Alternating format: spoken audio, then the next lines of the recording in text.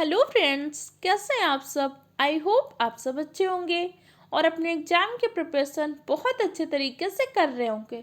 मैं प्रियंका आर्या आप सबका आपके अपने YouTube channel let's start study में बहुत बहुत स्वागत करती हूँ। जैसे कि आप सबको पता है कि 31 जनवरी को आपका सीटेट का एग्जाम है और पिछली बार का आप सीटेट का रिजल्ट देखें तो कितना कम रिजल्ट गया था। इसका सबसे बड़ा एक रीजन क्या होता है, हम सही अप्रोच नहीं करते।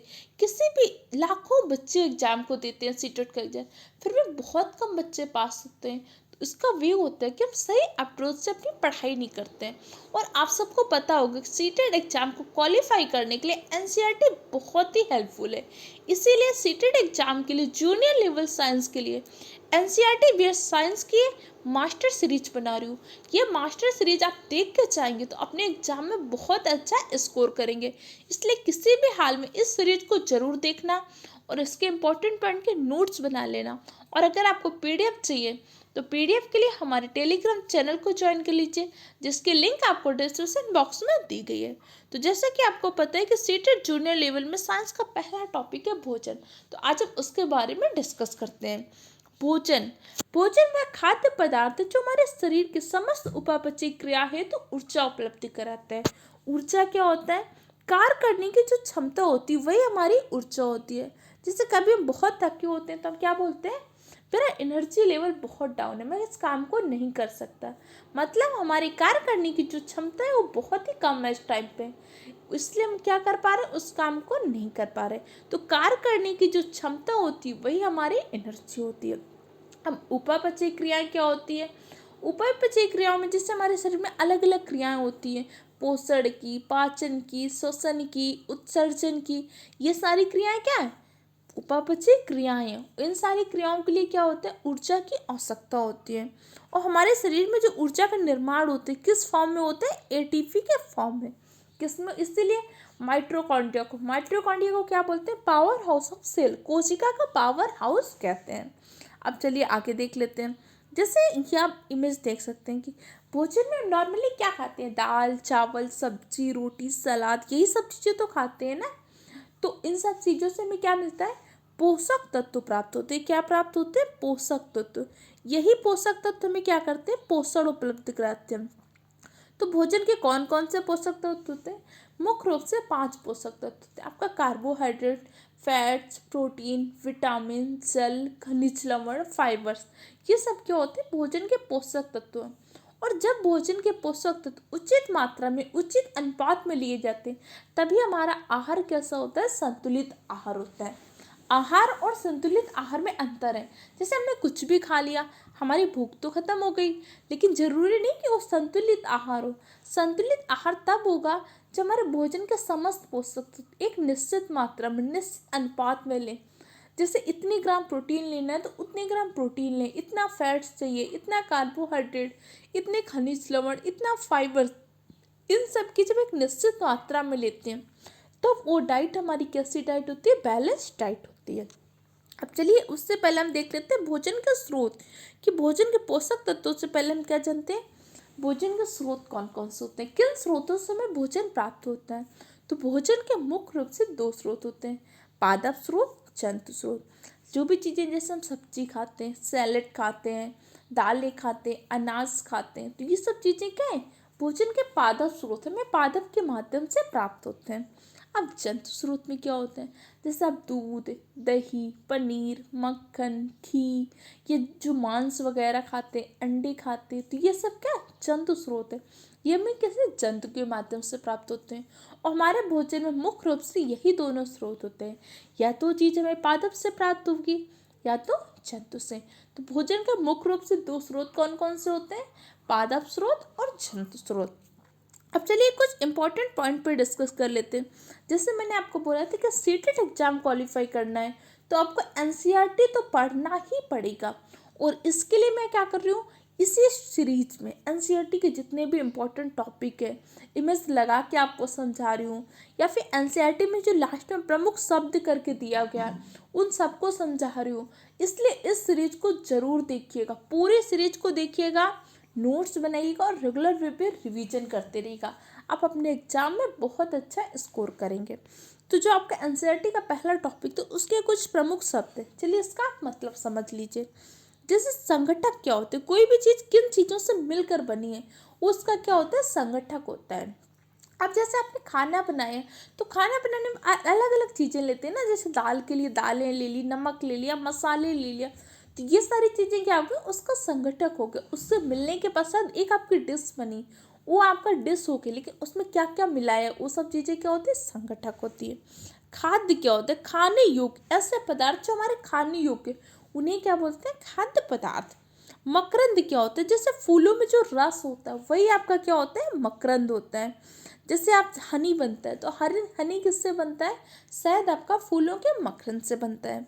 जैसे आपके भौरे वगैरह होते हैं, तितली वगैरह होते हैं, मधुमक्खी क्या होते हैं, चूसती हैं, तो क्या चूसती हैं, फूलों के मकरंद को चूसती है। अब अंकुरित बीज क्या होते हैं, जैसे आप घर में देखते होंगे चना को रख दिया, चना को कुछ समय पश्चात क्या होता है, उससे अंकुरण उठने लगते हैं, वही क्या होता है, अंकुरित बीज होते हैं। शाकाहारी, शाकाहारी उन्हें कहते हैं जो सिर्फ क्या करते हैं, पादप स्रोत से प्राप्त चीजें और जंतु स्रोत से, जैसे दूध वगैरह तो ग्रहण लेते हैं लेकिन मांस वगैरह नहीं ग्रहण करते, वो आपके क्या होते हैं, शाकाहारी। मांसाहारी जो मांस वगैरह भी ग्रहण करते हैं। सर्वाहारी वो होते हैं जो शाकाहारी व मांसाहारी दोनों को ग्रहण करते हैं, जैसे मानव, मानव क्या है, सर्वाहारी है। इंपॉर्टेंट पॉइंट है, समझ लीजिए।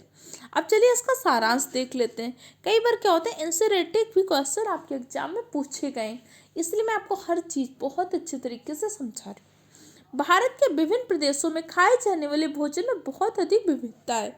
जैसे आपने अगर पेपर 1 के लिए ईवीएस पढ़ा होगा, तो मैंने आपको अलग अलग राज्यों के भोजन पढ़ाए थे ना, कि जैसे कहीं पे सरसों के तेल में बनी मछली खाते हैं, तो कहीं पे क्या होता है, नारियल के तेल में बनी हुई मछली खाते हैं, कहीं पे अलग अलग डिश होती है। तो हमारे भारत में क्या है, भोजन में बहुत अधिक विविधता है। हमारे भोजन के प्रमुख स्रोत क्या होते हैं, पादप स्रोत और जंतु स्रोत। और जो केवल पादप खाते हैं उन्हें हम क्या बोलते हैं, शाकाहारी बोलते हैं। जो केवल जंतुओं को खाते हैं उन्हें क्या बोलते हैं, मांसाहारी। जो दोनों को खाते हैं उन्हें क्या बोलते हैं, सर्वाहारी। अब जैसे आप अभी मैंने आपको अंकुरित बीज बताया, तो ये आप देख सकते हैं, ये क्या अंकुरित बीज है। इस तरह से आपका चना था, चना को कुछ समय तक क्या किया, पानी में रखा, इसमें नमी रही, तो इसका क्या होगा, अंकुरण प्रारंभ हो गया, इसीलिए इसे क्या बोलते हैं, अंकुरित बीज कहते हैं। अब चलिए आगे देख लेते हैं। अब हम पढ़ते हैं भोजन के पोषक तत्व के बारे में। भोजन क्या होता है आप जान गए, भोजन के स्रोत क्या हो गए आपको पता हो क्या। अब हम भोजन के पोषक तत्व पढ़ते हैं। भोजन के वे घटक जिनकी आवश्यकता शारीरिक वृद्धि, जनन, स्वास्थ्य, जीवन के लिए प्रचुरता से होती है, उन्हें हम क्या बोलते हैं, भोजन के पोषक तत्व। इन्हीं भोजन के पोषक तत्वों के माध्यम से तो हमारे शरीर के समस्त जैविक क्रिया संचालित होती हैं। अब जो हमारी वृद्धि होती है, वृद्धि के लिए भी तो पोषक तत्व जिम्मेदार होते हैं। जनन, अपने समान संतान उत्पन्न करने की जो क्षमता होती है वही तो जनन होती है। स्वास्थ्य, हमारा स्वास्थ्य हेल्थ अच्छी रहती है, इसमें पोषक तत्व की महत्वपूर्ण भूमिका होती है। इन सब के लिए हमारे क्या होते हैं, पोषक तत्वों की महत्वपूर्ण भूमिका होती है। इसीलिए जो इम्पोर्टेंट पॉइंट है मैंने उन्हें हाईलाइट कर दिया है, ताकि जब आप पीडीएफ पढ़ें तो आपको इम्पोर्टेंट पॉइंट पे तुरंत नजर जाए। इसलिए पीडीएफ जरूर पढ़ लीजिएगा और खुद के नोट्स बनाते चलिए। अब चलिए जानते हैं भोजन के प्रमुख पोषक तत्व कौन कौन से होते हैं। कार्बोहाइड्रेट, प्रोटीन्स, फैट्स, विटामिन्स, खनिज लवण, जल, ये सब क्या होते हैं, भोजन के प्रमुख पोषक तत्व होते हैं। जैसे सर्वाधिक ऊर्जा कौन उपलब्ध कराता है, कौन सा पोषक तत्व, तो कार्बोहाइड्रेट। कार्बोहाइड्रेट क्या करता है, सर्वाधिक ऊर्जा उपलब्ध कराता है। प्रोटीन क्या करता है, कोशिकाओं की क्षय व मरम्मत के लिए जिम्मेदार होता है। वसा, वसा क्या करता है, वसा हमारे कुछ मात्रा में ऊर्जा उपलब्ध कराता है।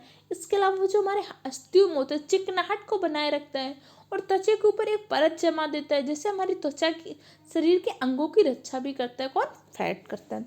विटामिन, विटामिन क्या होते हैं, हमारे शरीर के जो रोगों से रक्षा करते हैं। जैसे विटामिन की कमी से अलग अलग रोग हो जाते हैं। जैसे विटामिन ए की कमी से क्या होता है, रतौंधी या आंखों में सूखापन नामक रोग हो जाता है। विटामिन बी के अंतर्गत अलग अलग विटामिन आते हैं। जैसे विटामिन B1 की कमी से क्या हो जाता है, बेरी बेरी रोग हो जाता है। खनिज लवण, ऐसे अलग अलग खनिज लवण होते हैं। जैसे आयरन, आयरन की कमी से क्या हो जाता है, एनीमिया नामक रोग हो जाता है। आयोडीन, आयोडीन की कमी से मैग्नीशियम नामक रोग हो जाते हैं। फ्लोरीन, फ्लोरीन से क्या होता है, फ्लोरोसिस नामक रोग हो जाती है। ये सब क्या प्रमुख खनिज लवण है। जल, जल की क्या होती है, भोजन के पाचन में महत्वपूर्ण भूमिका होती है। इसके अलावा फाइबर होते हैं। फाइबर क्या करते हैं, भोजन के पाचन में सहायक होता है। इसलिए आप इस टाइम पे आप सुनेंगे डाइटिशियन हमेशा क्या बोलते हैं, ऐसे भोज्य पदार्थ खाना है जिसमें फाइबर्स की मात्रा हो। या कई बार क्या होता है, ओट्स वाले बिस्किट खाने को बोलते हैं क्योंकि उसमें क्या होता है, फाइबर होता है।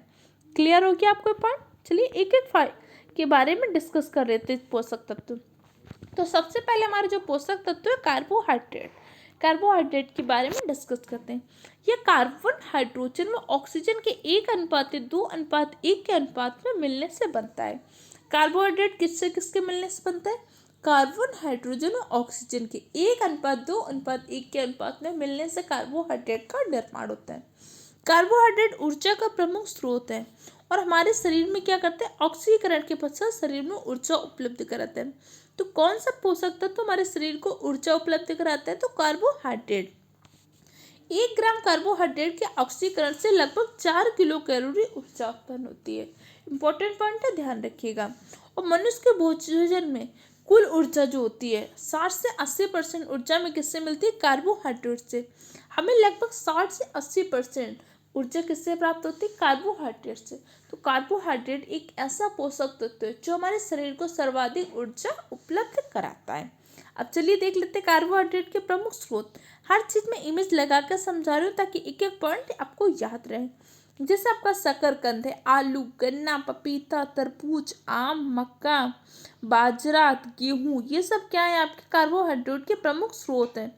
कई बार एग्जाम में इस तरह से क्वेश्चन पूछ लेते हैं कि इनमें से कौन सा कार्बोहाइड्रेट का स्रोत नहीं है, तो उन सबको ध्यान रखिएगा। ये सब चीज़ें क्या कार्बोहाइड्रेट के स्रोत हैं। तो आपने भोजन के पोषक तत्व कार्बोहाइड्रेट के बारे में जाना।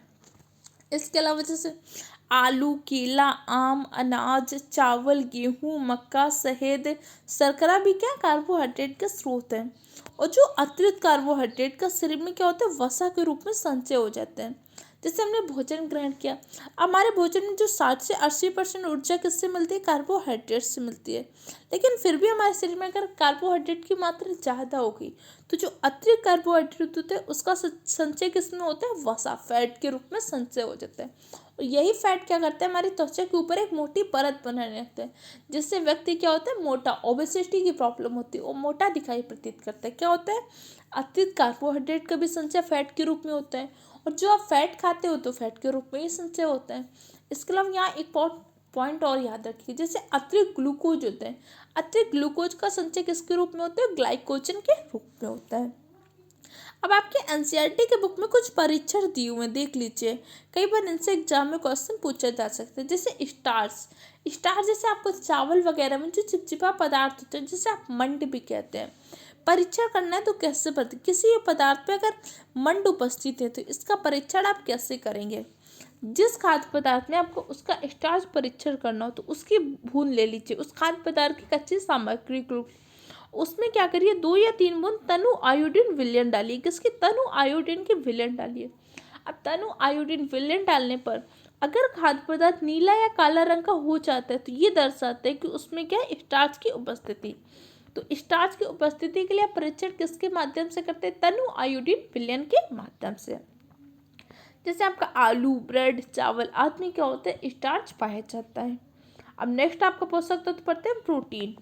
प्रोटीन शब्द का सर्वप्रथम प्रयोग किया था वर्जीलियस ने। किसने किया था, वर्जीलियस ने। कई बार इनसे एग्जाम में क्वेश्चन पूछे जाते हैं। और प्रोटीन एक प्रकार का जटिल कार्बनिक यौगिक है जो लगभग 20 प्रकार के अमीनो एसिड से मिलकर बना होता है। तो प्रोटीन आपका किससे मिलकर बना होता है, अमीनो एसिड से। और हमारे शरीर में कितने प्रकार के अमीनो एसिड पाए जाते हैं, मुख्य रूप से 10 प्रकार के अमीनो एसिड, जिसमें से 10 ऐसे होते हैं जिनका क्या करते हैं, मानव शरीर खुद संश्लेषण करता है और 10 के लिए हम अन्य पोषक तत्वों के लिए जिम्मेदार होते हैं। जैसे प्रोटीन में किससे मिलकर बनी होती है, अमीनो एसिड से। और हमारे शरीर में कुल कहेगा तो कितने प्रकार के जाते, 20 प्रकार के अमीनो एसिड होते हैं, जिसमें 10 अमीनो एसिड ऐसे होते हैं जिसका शरीर स्वयं संश्लेषण कर लेते हैं और 10 के लिए अन्य पोषक तत्वों पर जिम्मेदार होते हैं। जैसे प्रोटीन के स्रोत क्या होते हैं, आपके दूध होता है, दाल होती है, सोयाबीन होता है, अंडे होते हैं, ये सब क्या प्रोटीन के स्रोत हैं। अब हमारे शरीर के लगभग 15% भाग किससे मिलकर बना होता है, प्रोटीन से। अब जैसे हमारी कोशिकाओं की क्षय हो जाती है, मरम्मत होती है, इन सब के लिए जिम्मेदार कौन होता है, प्रोटीन जिम्मेदार होता है। और हमारे शरीर में कितने अमीनो एसिड पाए जाते हैं, लगभग 20 प्रकार के अमीनो एसिड पाए जाते हैं। जिसमें 10 अमीनो एसिड ऐसे होते हैं जिसका संश्लेषण शरीर स्वयं कर लेता है। और प्रोटीन जो है एक प्रकार के बंध से जुड़े होते हैं, कौन से? पॉलीपेप्टाइड बॉन्ड द्वारा। जैसे हमारे प्रोटीन मिलके किससे बने होते हैं? अमीनो एसिड से। तो अमीनो एसिड मिलके ही तो प्रोटीन का निर्माण करते हैं। तो प्रोटीन किस प्रकार के बॉन्ड से मिलकर बना होता है? तो पॉलीपेप्टाइड बॉन्ड के द्वारा प्रोटीन मिलकर बना होता है। क्लियर हो क्या? और प्रोटीन क्या करते हैं? कोशिकाओं की मरम्मत में सहायक होते हैं। जैसे आपको पता होगा जो बॉडी बिल्डर्स वगैरह होते हैं वो क्या करते हैं? प्रोटीन सेक लेते हैं। अब ये प्रोटीन सेक क्यों लेते हैं? क्योंकि प्रोटीन क्या करती है? प्रोटीन कोशिकाओं की क्षय, इनकी मरम्मत के लिए जिम्मेदार होती है। जब अधिक मात्रा में प्रोटीन होता है तो उससे क्या होता है? उनकी कोशिकाओं की जल्दी मरम्मत होती है, कोशिकाओं को ज़्यादा निर्माण होते हैं। इसीलिए बॉडी बिल्डर्स क्या करते हैं? प्रोटीन सेक लेते हैं। क्लियर हो गया? अब 1 ग्राम प्रोटीन के जारण से कितनी ऊर्जा प्राप्त होती है? तो 1 ग्राम प्रोटीन से लगभग 5.6 किलो कैलोरी ऊर्जा प्राप्त होती है। कितना? 1 ग्राम प्रोटीन के जारण से। क्लियर रखिए गए पॉइंट को। इसके अलावा हमारे प्रोटीन के स्रोत क्या होते हैं? जैसे दाल होती है, सोयाबीन, अंडे, दूध, पनीर, ये सब क्या प्रोटीन के स्रोत हैं। अब जैसे आप इमेज देख सकते हैं, मटर, सोयाबीन, राजमा, तुअर दाल, मूंग, चना, ये सब क्या प्रोटीन के पादप स्रोत हैं। अब प्रोटीन के जंतु स्रोत क्या होते हैं? जैसे अंडे है, पनीर है, मछली है, मांस है, दूध, ये सब क्या प्रोटीन के जंतु स्रोत हैं। ध्यान रखिएगा, कई बार पोषक तत्वों के स्रोत से रिलेटेड क्वेश्चन आपके एग्जाम में अक्सर पूछे जाते हैं। अब प्रोटीन की कमी से क्या हो जाता है? प्रोटीन की कमी से कौसी होकर वो मरासमस नामक रोग हो जाते हैं। ये दोनों रोग क्या होते हैं? प्रोटीन की कमी से हो जाते हैं। अब आप सोचिए प्रोटीन की अधिकता से क्या होता है? तो प्रोटीन से अधिकता से क्या हो जाता है? हमारे या जो वृक्क होता है, किडनी पर प्रभाव पड़ता है। किस पर प्रभाव पड़ता है? किडनी पर। अब किडनी पर कैसे प्रभाव पड़ता है? तो आपको पता है हमारे प्रोटीन किससे मिलकर बना होता है? तो अमीनो एसिड से मिलकर बना होता है। तो प्रोटीन को टूटेगा भी तो किसमें टूटेगा? अमीनो एसिड में। और अमीनो एसिड में क्या होता है? आपका NH3 अमोनिया पाए जाते हैं। क्या पाए जाते हैं? NH3 अमोनिया पाए जाते हैं अमीनो एसिड में। तो जब ये टूटता है, इसका प्रोटीन का विखंडन होता है, तो उसका प्रभाव किस में पड़ता है? हमारी किडनी में पड़ता है। तो प्रोटीन की अधिकता से किस अंग पर प्रभाव पड़ता है? किडनी में। और प्रोटीन की कमी से कौन सा रोग होता है? क्वासिओकरवा मेरस्मस नामक रोग हो जाते हैं। क्लियर हो गया? अब नेक्स्ट तो हमारे डिस्कस करते हैं वसा, फैट्स या लिपिड्स। कई बार इसको फैट्स, लिपिड्स या वसा करके आपके एग्जाम में पूछ जाते हैं। तो चलिए इसके बारे में डिस्कस कर लेते हैं। वसा वसी अम्लों और ग्लिसरॉल के एस्टर होते हैं। जो आपके फैट्स होते हैं ये क्या होते हैं? वसी अम्लों और ग्लिसरॉल के क्या होते हैं? एस्टर होते हैं, जो कार्बन हाइड्रोजन व ऑक्सीजन के संयोग से मिलकर बने होते हैं। किससे मिलकर बनते हैं? कार्बन हाइड्रोजन व ऑक्सीजन के संयोग से मिलकर बने होते हैं। और 1 ग्राम वसा के जारण से 9 किलो कैलोरी ऊर्जा मुक्त होती। कितनी? 1 ग्राम वसा के जारण से 9 किलो कैलोरी ऊर्जा मुक्त होती है। तो सर्वाधिक ऊर्जा अगर जारण के हिसाब से देखें तो हमें फैट से मिलती है, लेकिन मैंने अभी आपको बताया कि सर्वाधिक ऊर्जा किससे प्राप्त होती है? कार्बोहाइड्रेट से। तो यहाँ पे आपको कंफ्यूज नहीं होना। देखिए हमारे शरीर में क्या होते हैं? सर्वाधिक ऊर्जा हमारा शरीर लेते हैं कार्बोहाइड्रेट से। लेकिन एक ऐसी कंडीशन हो जाए व्यक्ति के शरीर में क्या हो? कार्बोहाइड्रेट ग्रहण ही ना कर रहा हो, एक भी मात्रा कार्बोहाइड्रेट की नहीं पहुंच पा रही हो, तब भी तो हमारे शरीर को जैविक क्रियाओं को संचालित करने के लिए ऊर्जा की आवश्यकता होगी ना। अब जब ऊर्जा की आवश्यकता होगी और व्यक्ति तो क्या कर रहा है? कार्बोहाइड्रेट ले ही नहीं रहा है, तो उस कंडीशन में हमारा शरीर क्या करेगा? फैट से ऊर्जा लेने लगेगा। किससे ऊर्जा लेगा? फैट से। अब सोचिए एक ऐसी कंडीशन आ जाए व्यक्ति के शरीर में ना ही कार्बोहाइड्रेट हो ना ही फैट हो, तब भी उस कंडीशन में हमारा शरीर क्या करेगा? प्रोटीन से ऊर्जा लेगा। किससे लेगा? प्रोटीन से। लेकिन अगर ऐसी कंडीशन आ जाती है कि हमारे शरीर को प्रोटीन से ऊर्जा लेने की आवश्यकता पड़ रही, तो उस व्यक्ति के लिए बहुत ही क्रिटिकल कंडीशन होती है। क्लियर रखिएगा, शरीर को सर्वाधिक ऊर्जा उपलब्ध कराते हैं कार्बोहाइड्रेट, और किसी कारणवश कार्बोहाइड्रेट नहीं पहुंच पा रही है तो उस वक्त शरीर क्या करेगा? फैट से एनर्जी ले लेगा। अगर फैट भी एनर्जी नहीं दे पाता तो उस कंडीशन में हमारा शरीर क्या करता है? प्रोटीन से लेता है। और जिस कंडीशन में शरीर प्रोटीन से एनर्जी लेने लगता है वो बहुत ही क्रिटिकल कंडीशन होती है। क्लियर हो गया? और जो वसा की अधिकता से होता है हाइपरकोलेस्ट्रेमिया नामक रोग हो जाता है। फैट की अधिकता से ये रोग हो जाता है। अब चलिए हम कुछ फैट के स्रोत देख लेते हैं। जैसे सूरजमुखी का तेल, सरसों का तेल, नारियल का तेल, सोयाबीन, गिरी, तिल, मूंगफली, ये सब क्या आपके फैट के स्रोत हैं। अब जैसे आप देख सकते हैं कि मछली, मांस, अंडा, दूध, क्रीम, घी, मक्खन, ये सब भी क्या है, आपके फैट का स्रोत है। तो कई बार ऐसे पूछ सकता है फैट के जंतु स्रोत कौन से हैं, पादप स्रोत, इसीलिए मैं इस तरह से इमेज लगाती हूँ। क्लियर हो गया। अब चलिए हमारा नेक्स्ट पूछ सकता है तो जो विटामिन के बारे में पढ़ते हैं। विटामिन होते क्या हैं? विटामिन एक प्रकार के कार्बनिक यौगिक है। इनकी बहुत कम मात्रा मनुष्य के लिए जरूरी होती है, लेकिन बहुत ही आवश्यक होती है। किसके लिए? वृद्धि और विकास के लिए विटामिन की बहुत ही आवश्यक होती है। जैसे छोटे बच्चे होते हैं तो उन्हें बोलते हैं ना, इन्हें विटामिन दो, ताकि विटामिन से क्या होता है, इनका डेवलपमेंट अच्छा होता है। और विटामिन होते क्या, एक प्रकार के कार्बनिक यौगिक होते हैं। अब जैसे विटामिन के कुछ स्रोत, जैसे विटामिन ए के कुछ स्रोत होते हैं, जैसे आम, गाजर, पपीते, जो भी पीला फल होता है वो क्या होता है, विटामिन ए का स्रोत होता है। विटामिन बी में जैसे गेहूँ, चावल, लीवर, ये सब विटामिन बी के स्रोत होते हैं। जैसे आपके चावल में क्या होता है, विटामिन बी पाया जाता है। कई बार क्या होता है, चावल को जो पॉलिश कर देते हैं उसमें क्या होता है, विटामिन बी नष्ट हो जाता है। और विटामिन बी एक प्रकार की कॉम्प्लेक्स विटामिन है, क्योंकि उसमें अलग अलग प्रकार के विटामिन आते हैं। जैसे विटामिन B1 आता है, B12 आता है, B5 आता है, B6 आती है। ये सब क्या विटामिन बी के अंतर्गत अलग अलग प्रकार के विटामिन आते हैं। और विटामिन सी के कुछ स्रोत, जैसे संतरा, टमाटर, अमरूद, मिर्च, नींबू, ये सब क्या होते हैं, जो खट्टे फल होते हैं उसमें विटामिन सी पाई जाती है। विटामिन डी में क्या होता है, जैसे दूध, मक्खन, अंडे, मछली, ये सब क्या होते हैं, विटामिन डी के कुछ प्रमुख स्रोत होते हैं। अब यहाँ से आपको 2 पॉइंट बहुत ही ध्यान रखने। पहला, विटामिन के स्रोत कौन कौन से होते हैं, विटामिन का केमिकल नेम और उसकी कमी से होने वाला रोग। जैसे विटामिन ए का केमिकल नेम होता है रेटिनॉल। विटामिन ए की कमी से रतौंधी व आंखों में सूखापन नामक रोग हो जाता है। विटामिन B1 का केमिकल नेम होता है आपका बेरी। V1 का केमिकल नेम होता है थायमीन और B1 की कमी से होने वाला रोग होता है बेरी। विटामिन सी स्कारबिक एसिड, इसकी कमी से होने वाला रोग होता है स्कर्वी। विटामिन डी की कमी से रिकेट्स व ऑस्टियोमालाइसिस नामक रोग हो जाता है। अब विटामिन की खोज किसने की थी, तो विटामिन की खोज की थी आपके फंक नामक वैज्ञानिक ने। विटामिन आपकी उपापचय क्रियाओं में भी सहायक होते हैं। विटामिन वृद्धि व विकास के लिए बहुत ही हेल्पफुल होते हैं। इसके अलावा जो उपापचय क्रियाएं होती है उसमें भी विटामिन की बहुत ही महत्वपूर्ण भूमिका होती है। अब यहाँ से विटामिन से रिलेटेड एक और पॉइंट है कि कौन से विटामिन जल में घुलनशील होते हैं और कौन सी वसा में घुलनशील होती है, तो ध्यान रखिएगा।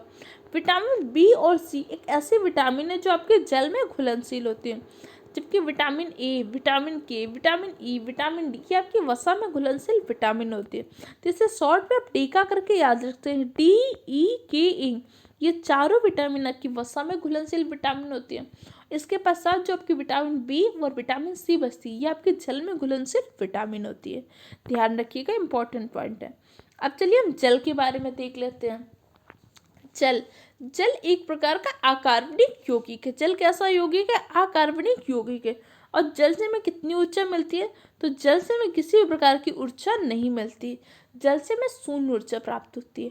अब जब जल से ऊर्जा नहीं प्राप्त होती है तो इसे पोषक तत्व के रूप में क्यों शामिल किया गया, क्योंकि जल हमारा क्या करता है, शरीर के ताप पर नियंत्रण करता है।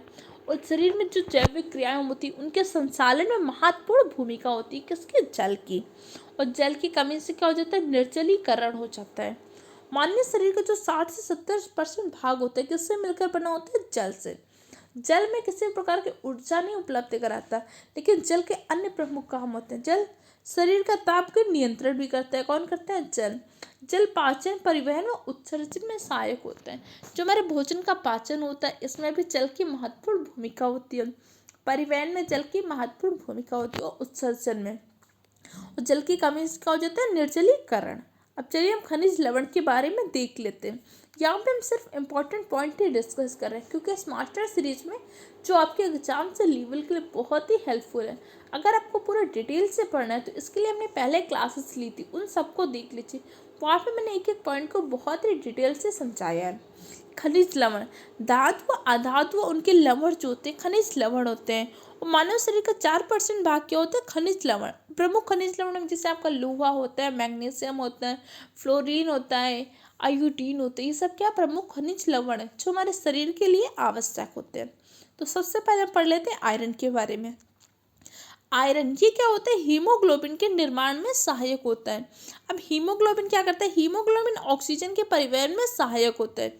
हीमोग्लोबिन में हीम एक प्रकार का वर्णक होता है, जबकि आपको जो ग्लोबिन होते हैं, ग्लोबिन एक प्रकार की क्या होती है, प्रोटीन होता है। कई बार एग्जाम में क्वेश्चन पूछा जाता है। और हीमोग्लोबिन की कमी से कौन सा रोग होता है, तो हीमोग्लोबिन की कमी से एनीमिया नामक रोग हो जाता है। हीमोग्लोबिन में आयरन नामक धातु पाई जाती है। जो आपका आयरन होता है किसमें पाया जाता है, हीमोग्लोबिन में। आयरन के प्रमुख स्रोत कौन कौन से होते हैं, जैसे आपका आंवला होता है, पालक होता है, गुड़, चना, ये सब क्या प्रमुख आयरन के स्रोत हैं। अब चलिए हम प्रमुख खनिज लवण में कैल्शियम के बारे में पढ़ते हैं। कैल्शियम ये अस्थि व दांतों के निर्माण में सहायक होता है। जैसे हमारे अस्थियों में कितना 68% कैल्शियम पाया जाता है, जबकि हमारे दांतों में 92% कैल्शियम पाया जाता है। और कैल्शियम के कारण क्या होता है, कठोरता होती है। अब आपसे क्वेश्चन पूछा जाता है हमारे शरीर का सबसे कठोरतम भाग क्या होता है, दांत। दांत की जो बाह्य परत होती है कौन सी, इनेमल। इनेमल हमारे शरीर का सबसे कठोरतम भाग होता है। क्यों, क्योंकि आपको पता है कि हमारे दांतों में 92% कैल्शियम पाया जा रहा है, जबकि हमारी अस्थियों में कितना 68% कैल्शियम पाया जाता है। तो सबसे कठोरतम भाग क्या होगा, दांत। दांत की भी कौन सी परत होती है, इनेमल होती है। क्लियर हो क्या। और इसी कैल्शियम की कठोर अधिकता के कारण कई बार क्या होता है, हमारे वाल्व उचित रूप से काम नहीं कर पाते। जैसे हमारे हार्ट में क्या हो जाता है, 4 प्रकार के वाल्व पाए जाते हैं ना। अब ये जब वाल्व ज़्यादा कठोर हो जाते हैं तो अपना काम प्रमुख रूप से नहीं कर पाते। इसलिए क्या होता है, हमें वाल्व को क्या करना पड़ता है, फिर रिप्लेस करना पड़ता है। और हार्ट के वाल्व को रिप्लेस करने की जो पद्धति होती है उसे क्या बोलते हैं, जीरो ग्राफ्टिंग कहते हैं। और हार्ट में उपस्थित वाल्व का काम क्या होता है, ये रक्त की क्या करते हैं, पथ से गति को रोकते हैं। जैसे आपको पता है कि हार्ट में 4 चैम्बर होते हैं और हर चैम्बर में एक वाल्व होता है। तो जैसे इसके अंदर ब्लड प्रवेश कर रहा है तो पुनः ब्लड वापस ना जा पाए, ये काम किसका होता है, वाल्व का काम होता है। और हार्ट में कितने वाल्व पाए जाते हैं, 4 वाल्व पाए जाते हैं, जिसको हम परसेंटेज डिटेल से समझेंगे। अब चलिए आगे देख लेते हैं। जैसे होता है कैल्शियम। कैल्शियम क्या करता है, रुधिर स्कंदन में, पेशी संकुचन में, हृदय के कार्य के लिए आवश्यक होता है। कैल्शियम हमारे रुधिर स्कंदन में भी बहुत ही महत्वपूर्ण भूमिका निभाता है। और जो आपका पेशी संकुचन होता है और जो हार्ट में कार्य की होते हैं, हार्ट का काम, उसमें भी कैल्शियम की महत्वपूर्ण भूमिका होती है। अब चलिए आगे हम पढ़ लेते हैं आयोडीन के बारे में। आयोडीन की प्राप्ति होती है लेमनेरिया शैवाल से। आयोडीन की प्राप्ति किससे होती है, लेमनेरिया शैवाल से होती है। एग्जाम में क्वेश्चन पूछे जा चुके हैं। और आयोडीन की कमी से आपको घेंगा नामक रोग हो जाता है। नेक्स्ट होता है फास्फोरस। फास्फोरस अस्थि व दांतों का निर्माण है तो बहुत ही आवश्यक होता है। और फ्लोरीन, फ्लोरीन की अधिकता से फ्लोरोसिस नामक रोग हो जाता है। इस तरह से आपने भोजन के प्रमुख पोषक तत्वों के बारे में जाना। अब जैसे आप ये इमेज देख सकते हैं, कुछ आयोडीन के स्रोत दिए हुए हैं, कुछ आपके फास्फोरस के स्रोत, लोहा के स्रोत, कैल्शियम के स्रोत, इन सबको ध्यान रखिएगा, एग्जाम में आपसे पूछे जा सकते हैं। इसके अलावा अगर आपको और भी डिटेल से साइंस पढ़नी है तो हमारे चैनल में लेट्स स्टार्ट स्टडी, जो आपका सेकंड चैनल है, उस पर क्या हो रही है, डिटेल से साइंस की क्लास चल रही है, जो आपके लिए बहुत ही हेल्पफुल है। अब अगर आप सुपर टेट एग्जाम के लिए, केवीएस के लिए, टीजीटी की तैयारी करना चाहते हैं तो आप उस साइंस की क्लास को ज़रूर देख लीजिएगा, आपके लिए बहुत ही हेल्पफुल होगी। और हाँ, चैनल को सब्सक्राइब कर लीजिएगा ताकि रेगुलर वे पे आप पे हर नोटिफिकेशन आता रहे, जिससे आपकी कोई भी क्लास मिस नहीं हो। अब चलिए हम फाइबर्स के बारे में पढ़ लेते हैं। फाइबर क्या होते हैं, भोजन में पाया जाने वाला एक रेशा युक्त पदार्थ है। जैसे हमारे सलाद होते हैं, फल होते हैं, साबुत अनाज होते हैं, इनमें क्या होता है, फाइबर पाए जाते हैं। जैसे कहते हैं ना, फाइबर्स की चीज़ें खाओ किसमें फाइबर की मात्रा अधिक हो, क्योंकि फाइबर क्या करता है, भोजन के पाचन में सहायक होता है। अब संतुलित आहार क्या होता है, अभी मैंने आपको बताया था ना कि आहार और संतुलित आहार दोनों में डिफरेंस होता है। संतुलित आहार से तात्पर्य ऐसे आहार से होता है जिसमें पोषक तत्व उचित अनुपात में सम्मिलित हों। जिस आहार में समस्त पोषक तत्व उचित अनुपात में सम्मिलित हो, उसी आहार को हम क्या बोलते हैं, संतुलित आहार, बैलेंस डाइट कहते हैं। जैसे अगर सामान्यतः पूरे दिन में हम कुछ ना कुछ तो खाते ही रहते हैं और उसे आहार कहते हैं। हम जो भी खाते रहते हैं, खा रहे तो है तो आहार, लेकिन हमारे शरीर के वृद्धि और अच्छे स्वास्थ्य को बनाए रखने के लिए आहार में वे सभी पोषक तत्व उचित मात्रा में होने चाहिए जिसके हमारे शरीर को आवश्यकता है। कोई भी पोषक तत्व ना ही कम हो ना ही आवश्यकता से अधिक हो। तो अगर इस प्रकार का आहार है और इसमें क्या हो, कोई फाइबर भी हो, जल भी हो, तो इस प्रकार के आहार को क्या बोलते हैं, बैलेंस डाइट, संतुलित आहार।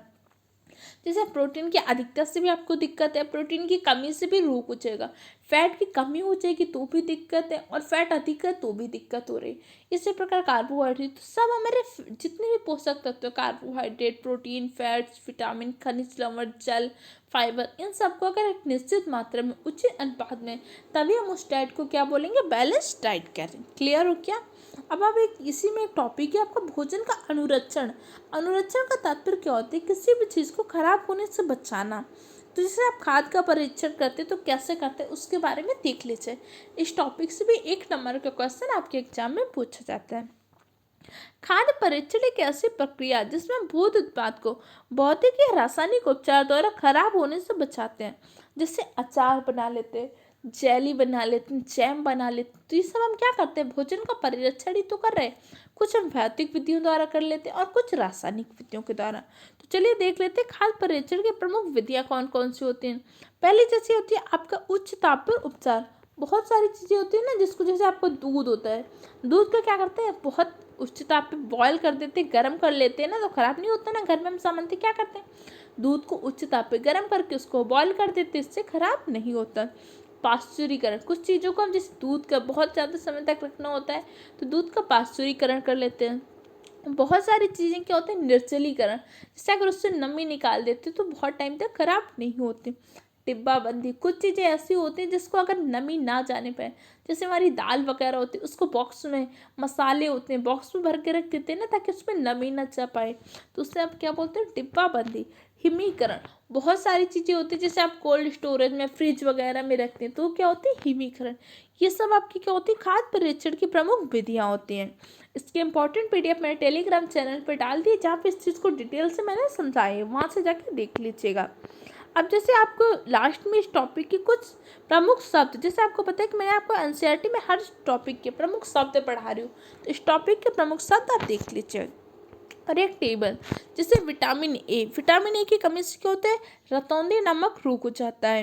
इसमें व्यक्ति को क्या होता है, रात में कम दिखाई देती है, कभी कभी पूरी तरह से दिखाई देना बंद हो जाता है। किस रोग में, रतौंधी। रतौंधी होता है किससे, विटामिन ए की कमी से। विटामिन बी 1, विटामिन बी 1 की कमी से क्या होता है, बेरी बेरी रोग होता है। बेरी बेरी रोग में क्या होता है, व्यक्ति की मांसपेशियां दुर्बल हो जाती हैं और उसे ऊर्जा की बहुत ही कमी महसूस होती है। विटामिन सी, विटामिन सी की कमी से स्कर्वी नामक रोग हो जाते हैं। इस रोग में क्या होता है, व्यक्ति के मसूड़ों से ब्लड निकलने लगता है। विटामिन डी की कमी से रिकेट्स व ऑस्टियोमाइलिस रोग हो जाता है। रिकेट्स में क्या होता है, अस्थियां मुलायम होकर मुड़ने लगती हैं, जबकि ऑस्टियोमाइलिस रोग में क्या होता है, अस्थियों में छिद्र होने लगता है, उसकी जो बोन्स होते हैं उसमें क्या होता है, छिद्र होने लगते हैं। इसके लिए क्या होता है, बीएमडी परीक्षण होते हैं। कौन सा, बोन मिनरल डेंसिटी। तो किस रोग में बीएमडी परीक्षण होते हैं, तो ऑस्टियोमाइलिस रोग में। ऑस्टियोमाइलिस रोग किसकी कमी से होता है, विटामिन डी की कमी से होता है। क्लियर हो गया आपका पॉइंट। अब इसके अलावा आप देख लें, जैसे आयोडीन की कमी से क्या होता है, घेंगा नामक रोग हो जाता है। कैल्शियम की कमी से अस्थियों और दांतों में क्षय होने लगता है। अस्थियों में कितने परसेंट कैल्शियम पाई जाती है, 68%। दांतों में 92% कैल्शियम पाई जाती है। आयरन, आयरन की कमी से क्या हो जाता है, आरक्तता या एनीमिया नामक रोग हो जाता है। क्लियर हो गया। अब इसके प्रमुख शब्द है जो समझ लीजिए।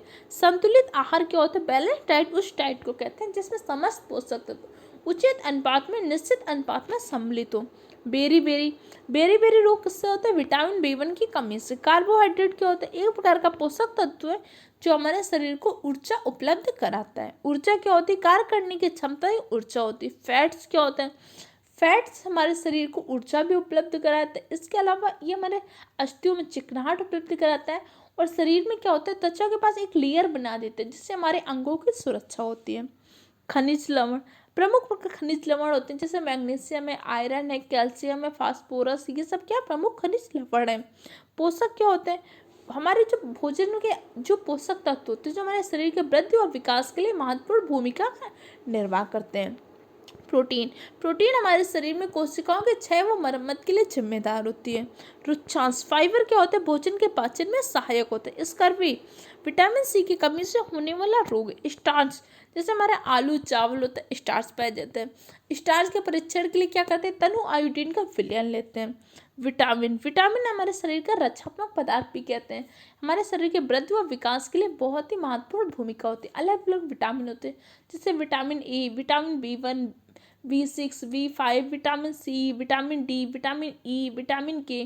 जैसे विटामिन ए की कमी से रतौंधी, विटामिन बी के अंदर अलग अलग कॉम्प्लेक्स विटामिन आती है, विटामिन सी की कमी से स्कर्वी, विटामिन डी से रिकेट्स व ऑस्टियोमालाइसिस रोग, विटामिन ई की कमी से जनन क्षमता में कमी हो जाती है, विटामिन के की कमी से क्या होता है, ब्लड क्लॉटिंग नहीं हो पाती। क्लियर हो क्या? अब चलिए इसका सारांश आप देख लीजिए। कह रहा है हमारे भोजन के प्रमुख पोषक तत्वों के नाम क्या है? कार्बोहाइड्रेट, प्रोटीन, फैट्स, विटामिन है। ठीक, इसके अलावा फाइबर और जल भी होते हैं। कार्बोहाइड्रेट तथा वसा हमारे शरीर को क्या करते हैं? ऊर्जा उपलब्ध कराते हैं, ये दोनों ऊर्जा उपलब्ध कराते हैं। प्रोटीन खनिज लवण की आवश्यकता वृद्धि व अनुरक्षण के लिए प्रोटीन व खनिज लवण की आवश्यकता होती है। विटामिन हमारे शरीर के रोगों से रक्षा करते हैं। संतुलित आहार में समस्त पोषक तत्व फाइबर एक उचित अनुपात में सम्मिलित होते हैं। और हमारे जो आहार होते हैं, आहार में लंबी अवधि तक एक या एक से अधिक पोषक तत्वों की न्यूनता से फिर स्ट्रोक हो जाता है। जैसे एक कोई पोषक तत्व बहुत टाइम तक हम नहीं लेते तो कोई ना कोई रोग हो जाता है। जैसे आप मान लीजिए प्रोटीन को नहीं ले रहे तो कुछ समय पश्चात आपको क्या हो जाएगा, उससे रोग हो जाएगा, या कोई दूसरा पोषक तत्व नहीं ले रहे तो उससे रोग हो जाएगा। इस तरह से हमने आज भोजन वाले टॉपिक को कंप्लीट किया। हमारा नेक्स्ट टॉपिक पे डिस्कस करेंगे इसका जो नेक्स्ट टॉपिक है। तब तक के लिए इन सब के नोट्स बनाइए, रेगुलर वे पे रिविजन करते रहिए। वीडियो हेल्पफुल लगा है तो चैनल को सब्सक्राइब कीजिए, वीडियो को लाइक कीजिए और अपने दूसरे फ्रेंड के साथ शेयर कीजिए। Okay friend, thank you for the watching my video.